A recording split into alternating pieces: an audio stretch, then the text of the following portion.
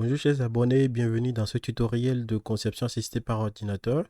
Il s'agit bien entendu de l'exercice 3 de la série qui sera fait sur Creo paramétrique cette fois-ci, dont il était question de modéliser le engrenage sur le logiciel. On l'avait fait sur Fusion 360, mais cette fois-ci on va le faire sur Creo paramétrique. Donc particulièrement dans ce tutoriel, nous allons utiliser une fonction qui est très importante, d'accord, au niveau intermédiaire. Il s'agit de la conception paramétrique d'un engrenage de famille de pièces. Bien entendu, nous allons juste voir la conception paramétrique. Tout ce qui est famille de pièces, nous la reverrons dans une autre vidéo. La conception paramétrique nous permettra de faire l'engrenage de manière très précise et parce qu'en réalité, lorsqu'on parle de conception paramétrique, et il est question de modéliser un engrenage avec des paramètres donnés qui sont préinscrits dans le logiciel.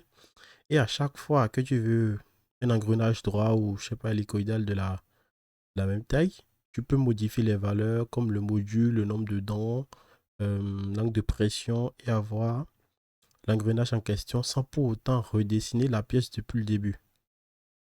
Alors pour ce faire, il faut faire un peu de calcul trigonométrique et tout. Dans notre contexte, on sait que le module c'est de 3, le nombre de dents est de 18, l'angle de pression, on va prendre 20. Le facteur K, c'est de Le facteur K dans notre cas, pardon, je pense qu'il y a une erreur ici. Le facteur K est de 3,33. C'est un nombre décimal. Parce que le facteur K, ce n'est rien d'autre que la largeur de la dent divisée par le module. La largeur de la dent, elle est de 10 mm dans notre cas. Et le module est de 3. Donc 10 divisé par 3, ça nous donne 3 et quelques. Alors on a toutes les autres informations avec les relations, les paramètres et tout. Je vous collerai tout ça dans la description, ne vous inquiétez pas.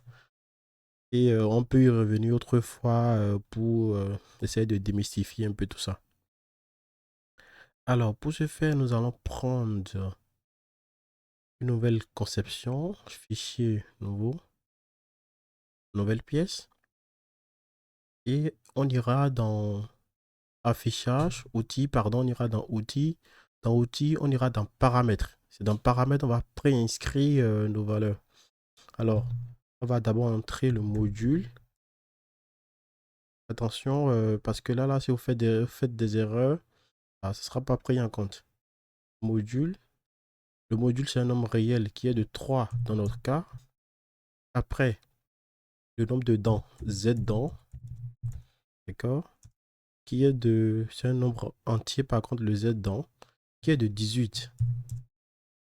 Après ça, il y a alpha, qui est l'angle de pression, d'accord, qui est un nombre réel qui est de 20 dans notre cas. Après ça, il y a le facteur K.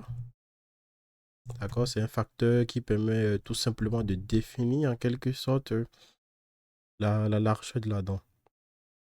Ici, c'est un nombre réel qui est de 3 et quelques. Après, on a le diamètre de l'as. Le diamètre de l'as, d'accord. Attention. Le diamètre de l'as, qui est un nombre réel également, qui est de 10 mm dans notre cas. D'accord. À présent, on peut cliquer sur OK. Après cela, nous irons dans relation qui est tout juste en bas. Vous allez copier exactement ce que je vais copier. Vous allez copier cette partie, les relations entre paramètres et autres valeurs, jusqu'ici. Angle symétrie égale à angle de demi-dent plus invariant. Avec CTRL C, on retourne dans Creo paramétrique et là, on va coller ce qu'on avait copié. Alors, vous allez cliquer sur cette fonction-là, vérifier. Et lorsque ça vous affichera les relations ont été vérifiées, ça voudra dire qu'on n'a pas fait d'erreur. Dans le cas contraire, ça vous dira que l'erreur est faite sur telle ligne et vous allez corriger. À présent, nous pouvons cliquer sur OK et continuer. Alors là, on a paramétré tout ce qui est nécessaire. Nous allons retourner dans modèle. Dans modèle, nous allons activer tous nos plans et as. Nous allons travailler sur le plan de face. D'accord? Nous allons travailler sur le plan de face. Je me mets à la normale et nous allons faire 5 cercles. Premier cercle, deuxième cercle, troisième cercle, quatrième cercle et cinquième cercle. Alors, ces 5 cercles représentent respectivement les valeurs qui sont ici: diamètre primitif, diamètre de base, diamètre tête, diamètre pied et diamètre de l'as. Du coup, à chaque fois, on va copier ce qui correspond, diamètre primitif, et vous allez juste coller. Automatiquement, Creo, il attribue la valeur donnée en fonction des relations qu'on avait mis avant. D'accord, je fais CTRL V ici, diamètre primitif, et je clique sur OK. J'accepte oui, et il met le diamètre primitif directement à 54. Vous voyez? Parce que de base, elle était de 54. On est bien d'accord. Pour un module de 3, un nombre de dents de 18, le diamètre est de 54. Donc, avec les relations qu'on a fait, pardon, Creo attribue directement les valeurs parce que lui, il calcule. Après ça, il y a le diamètre tête. On va cliquer sur oui. Il attribue la valeur directement. Après ça, il y a le diamètre de pied de base. Il attribue la valeur. Après ça, il y a le diamètre pied. Il attribue la valeur. Et par la fin, il y a le diamètre des as. D'accord? Et il attribue la valeur. Alors après ça, nous allons cliquer sur OK et nous allons refaire une deuxième esquisse sur le plan de face qui va tout simplement consister à projeter ces deux cercles. D'accord? Vous appuyez sur CTRL, vous allez sélectionner ces deux cercles et vous allez valider OK. Alors les deux cercles sont projetés maintenant. Nous allons extruder suivant de manière symétrique, bien entendu, suivant une valeur qui est celle-ci, la largeur de la dent. Bon, on le connaît très bien. Vous aurez pu mettre 10 mm, mais on va respecter nos paramètres qu'on avait préinscrits au début. Du coup, on va entrer largeur dans entrée et on valide oui. D'accord? Automatiquement, Creo, il met à jour la largeur de la dent. On va valider OK. Alors, l'étape suivante maintenant est de faire la coupe de la développante. Et pour le faire, nous pourrons bien entendu le faire avec les coupes que propose Creo, mais ce sera, on n'aura pas exactement ce qu'on veut. Et pour cela, nous allons le faire partie d'une équation. D'accord? Du coup, je me mets à la normale. Et nous irons dans référent. Dans référent, nous irons dans courbe. Dans courbe, nous irons dans courbe à partir d'une équation. Et là, on va rester dans le repère cartésien, bien entendu. Et ici, on va entrer l'équation qui correspond. Vous allez copier cette ligne. CTRL C. Équation de la développante. Vous retournez dans Creo, vous allez réinscrire ici. Et là, je pense qu'il y a une petite erreur. Oui, je suis d'accord.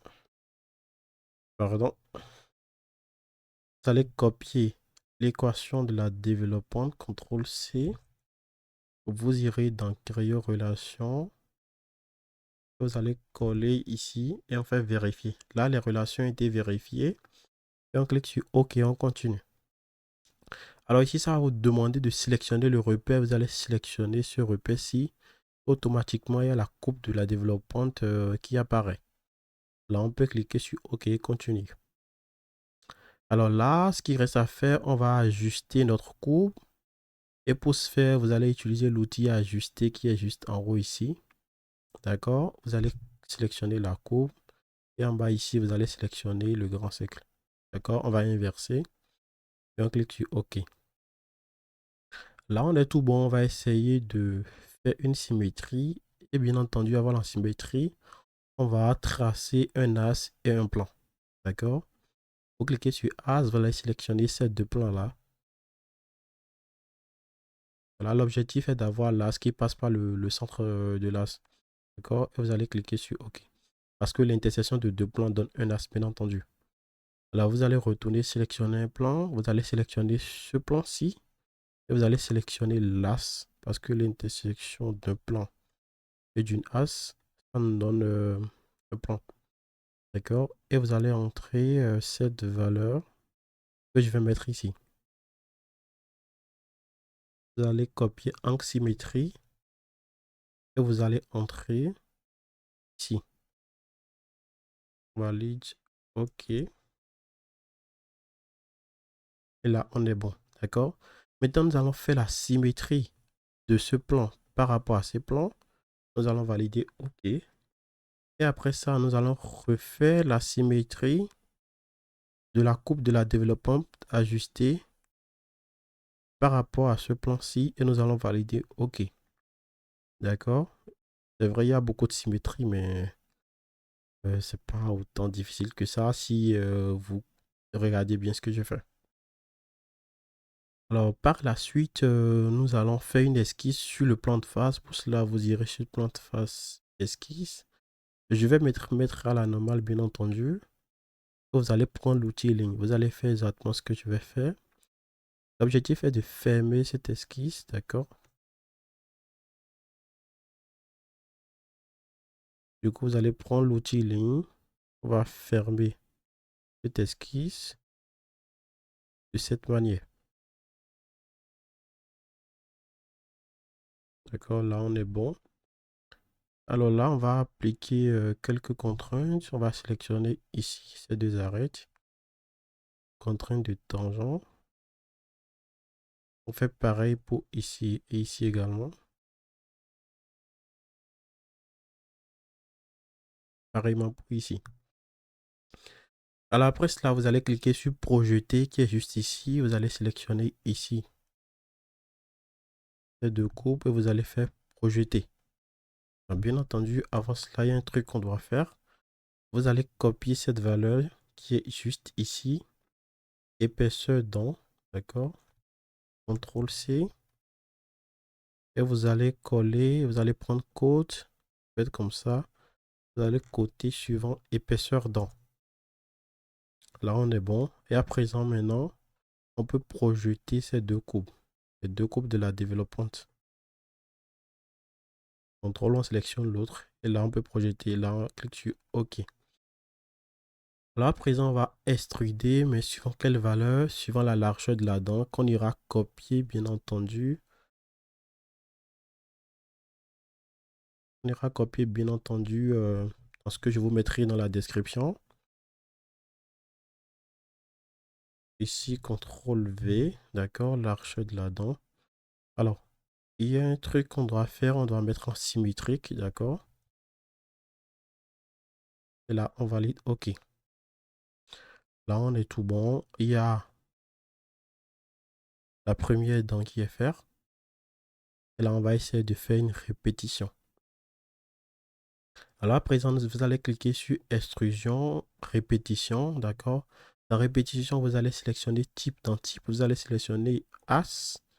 Et dans as, vous allez sélectionner le tassi qu'on avait fait entre-temps. D'accord, ici, vous cliquez sur extension angulaire, histoire de rester sur les 360. Et vous ne touchez plus à rien. Là, on va valider OK. Là, à présent, là, on a 4 dents, mais l'objectif, c'est d'avoir 18 dents. Et pour ce faire, vous irez dans Outils. Dans Outils, vous êtes dans Relations. D'accord. Vous allez dérouler jusqu'en bas. Alors, lui, je vais le mettre un peu de côté pour que vous puissiez voir exactement ce que je vais faire tout de suite. Parce que c'est exactement la même chose que vous allez faire. D'accord. Vous allez cliquer sur Répétition et vous allez sélectionner P17, d'accord? Vous allez sélectionner P17 et vous allez mettre P17 égale Z dents, c'est-à-dire le nombre de dents. D'accord? Vous allez cliquer sur OK et après vous irez dans Modèle et Régénérer. Automatiquement, Creo va régénérer et le pignon nous sort de manière directe. Alors, pourquoi faire tout ça en fait? Parce que je disais tantôt au début, l'objectif de faire de manière paramétrique cet engrenage nous permettra justement de le répéter une fois autant que se peut sans pour autant le redessiner de base. Alors là, je vais cacher tout ce qui est esquisse, tout ce qui est coupe de la développante, ajustement, je vais tout cacher et je vous montrerai de quoi je parle. Alors là, on va cacher tous nos plans IAS, bien entendu. Alors, j'irai dans Outils. Dans Outils, j'irai dans Paramètres, d'accord? Et ici, je peux modifier, par exemple, je vais mettre le module à 2. Je vais mettre le nombre de dents à 24, pourquoi pas. Et je vais cliquer sur OK. J'irai dans modèle et je vais faire régénérer. Automatiquement, Creo il régénère en même temps en fonction des informations que j'ai. Je suppose dans un projet, j'ai besoin de ces deux engrenages-là. Donc, je le fais. Je fais un engrenage de manière paramétrique et je peux changer les valeurs et avoir l'autre engrenage. Ce qui est l'avantage voilà, de faire de manière paramétrique les engrenages dans Creo. Parce qu'il n'y a pas une fonction comme Toolbox dans SolidWorks ou Script utilitaire chez Fusion 360 qui nous permet justement de faire de manière très facile les engrenages ici. Du coup, nous allons modifier les valeurs parce que rester sur du module 3 et du 7 dans du 18. Donc, nous allons cliquer sur OK et nous allons faire générer. Alors là, on va continuer la suite de notre esquisse parce que la partie suivante est de faire parce que il y a l'engrenage qui est surélevé d'un cylindre de diamètre 32 mm et d'épaisseur 5 mm. Alors pour ce faire, nous irons dans esquisse, nous allons travailler sur ce plan-ci. Je vais me mettre à la mode normale, bien entendu. Je vais prendre un cercle. Je me place au centre de mon repère et je fais un cercle de diamètre 32 mm. On est d'accord? Que je vais extruder suivant une hauteur de 5 mm. Alors là, vous pouvez laisser dans variable. Et là, on va cliquer sur OK. Juste après le cylindre, on constate qu'il y a quoi? Il y a un chanfrein de diamètre 3 mm qui est incliné sur un angle de 20 degrés. Du coup, on va prendre chanfrein. Dans chanfrein, on va sélectionner, on va entrer 3. Ici, on va sélectionner cette arête. Et ici, vous allez prendre diamètre, distance et angle. D'accord? Et ici, vous allez entrer la valeur de l'angle qui est de 20 degrés dans notre cas. Et ici, vous allez inverser parce qu'elle est comme ça sur la DAO. Alors, juste après cela, maintenant, il nous reste à faire la partie hexagonale pour terminer notre esquisse. Du coup, nous allons faire une esquisse sur ce plan-ci, d'accord? Je vais me mettre à la normale, bien entendu. Et j'irai dans palette, d'accord? Dans palette, j'irai dans polygone. Dans polygone, je vais prendre polygone à 6 côtés, d'accord? Et je vais me placer au centre, d'accord? Au centre de mon repère de cette manière-ci. Alors là, je vais entrer le rayon dans notre cas qui est de 12 mm. Et je pourrais faire fermer dans ce cas. Et j'ai fait OK. D'accord? Là, je pourrais extruder cette tête hexagonale de manière variable suivant une hauteur de 10 mm, comme le montre sur la DAO. Là, on est pratiquement à la fin de notre conception, mais on constate que il y a un lamage qui est réalisé. Du coup, on a un autre perçage à réaliser. Pour ce faire, nous allons prendre, nous allons travailler sur cette face-ci, esquisse. Je me mets à la normale et je vais prendre un cercle. Je fais un cercle. Je fais un cercle de diamètre 15 mm que je vais extruder, d'accord, par enlèvement de matière. Enlèvement de matière suivant une longueur de 15 mm, d'accord. Et je valide OK. Là, à présent, il y a notre esquisse qui est terminée, le lamage qui est bien réalisé, l'engrenage qui est bien réalisé, la tête hexagonale qui est bien réalisée.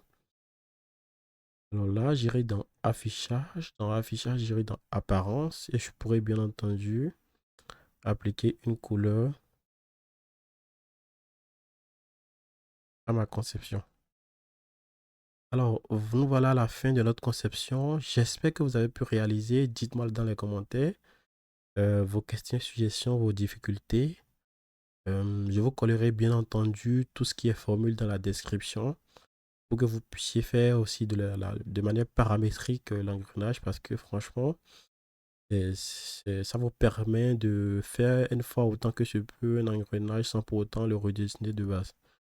Alors, si vous avez également utilisé d'autres méthodes pour faire cette pièce, dites-moi également dans les commentaires et n'hésitez pas à